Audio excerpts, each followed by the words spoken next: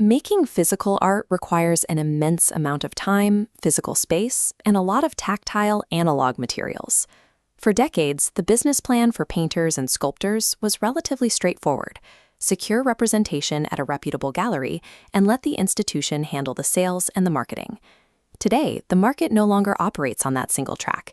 It is fractured into at least 10 distinct sales pathways. Physical gallery exhibitions, global online marketplaces, personal e-commerce websites, international art fairs, and subscription patronage platforms are all competing for your attention, creating an overwhelming level of complexity. We are moving away from a 100% gallery dependency and toward a diversified hybrid model. Today, you might draw 40% of revenue from website sales, 30% from galleries, 20% from commissions, and 10% from patronage. The trade-off is that managing multiple storefronts, coordinating shipping, and maintaining digital platforms creates a severe administrative burden. Every hour spent updating an online listing is an hour extracted directly from your studio time.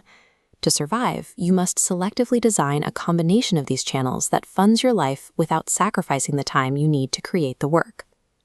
The first major pathway is the institutional route, which centers on working with established physical galleries and participating in major international art fairs. This chart illustrates the baseline financial reality of traditional representation, a 50-50 commission split on every sale. Depending on the gallery's stature, your chosen medium, and your career stage, that commission rate can fluctuate anywhere from 30 to 60%. In exchange for that percentage, the gallery builds your career. They provide institutional validation, secure major museum exhibitions, and introduce you to elite collectors who are otherwise entirely inaccessible. This route also plugs you into the secondary market. When collectors resell your pieces at auction houses, strong results publicly validate your pricing and accelerate your career trajectory. The limitation of this ecosystem comes down to strict exclusivity clauses.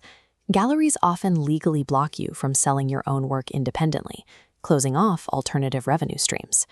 You surrender half of your gross revenue and your pricing autonomy in exchange for immense prestige and a fully outsourced marketing department. The second pathway is the direct-to-collector engine. This digital-first approach relies heavily on social media discovery and personal e-commerce infrastructure.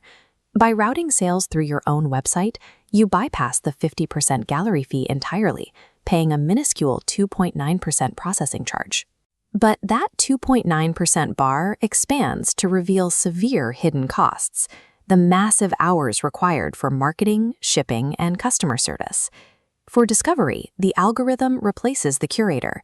Younger collector demographics actively use platforms like Instagram and TikTok to find, follow, and eventually invest in independent artists. Generating viral attention, however, is not a business model on its own. You must build your own e-commerce infrastructure to capture that attention and finalize the actual transactions. You can extend this direct philosophy locally by hosting open studio events. Inviting buyers directly into your physical workspace cultivates long-term loyalty at a fraction of the cost of renting a booth at an art fair. The direct model grants you unmatched financial control, but it requires you to invest significant ongoing hours into non-creative administrative and marketing tasks. The third pathway relies on commercial services and scalability. This route focuses heavily on bespoke commissions and supplying corporate art collections. Private and public commissions provide highly structured income. You operate under a formal contract and secure a non-refundable upfront deposit, usually 30 to 50%, before starting the work. Here is how corporate placement works. Artists connect with specialized art consultants or interior designers. The consultant typically deducts a 10 to 20% fee to place your work into large-scale environments with serious budgets, like healthcare facilities or corporate offices. You can also scale your physical artwork into passive income through print-on-demand services, turning one original piece into an ongoing line of accessible reproductions. If you integrate a print service directly into your own website, you retain high margins.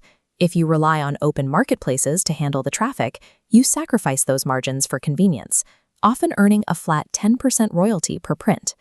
The central requirement for commercial work is flexibility. You must regularly adjust your personal aesthetic and dimensions to perfectly match a client's brief or an architect's spatial requirements. You gain high financial stability and guaranteed volume, but you surrender a degree of pure creative autonomy in the process. Operating all 10 of these distinct sales channels simultaneously is impossible. Attempting to do so will result in profound burnout. This diagram outlines the anchor and supplement strategy. You choose one primary channel to stabilize your business, and secondary channels to fill gaps. If you're early in your practice, your priority is rapid momentum and audience discovery, even if it means sacrificing profit margins. Anchoring your efforts in consistent social media content, supplemented by low-barrier open marketplaces like Etsy, removes friction and gets your work in front of early buyers immediately. If you are an established creator with a loyal following, your objective shifts to reclaiming the commissions you'd normally lose to a gallery. You can anchor your business around a personal e-commerce site to capture full margins, and supplement with artist-centric fairs to maintain vital face-to-face relationships with your local collector base.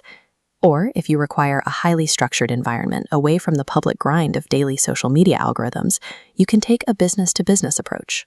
Anchoring your studio around art consultants and corporate commissions ensures you are dealing with professionals who provide clear project parameters, reliable timelines, and predictable cash flow. The most important factor in selecting your anchor channel is ensuring it aligns precisely with your personal tolerance for administrative work.